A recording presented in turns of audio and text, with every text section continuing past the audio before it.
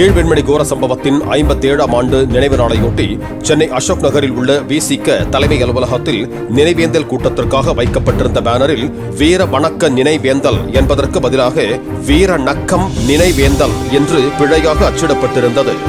இதை பார்த்த விசிகவினர் பிழையாக இருந்த வார்த்தை மீது வெள்ளை நிற பேப்பரை ஒட்டி மறைத்து அதன் மீது வீர வணக்க என்ற வார்த்தையை சரியாக எழுதி நினைவேந்தல் கூட்டத்தை நடத்தினர்.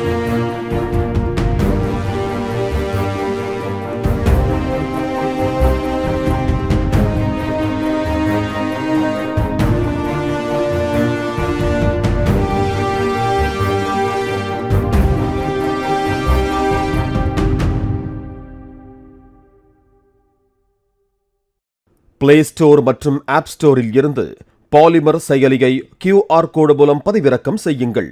செய்திகளை உடனுக்குடன் பெறுங்கள்.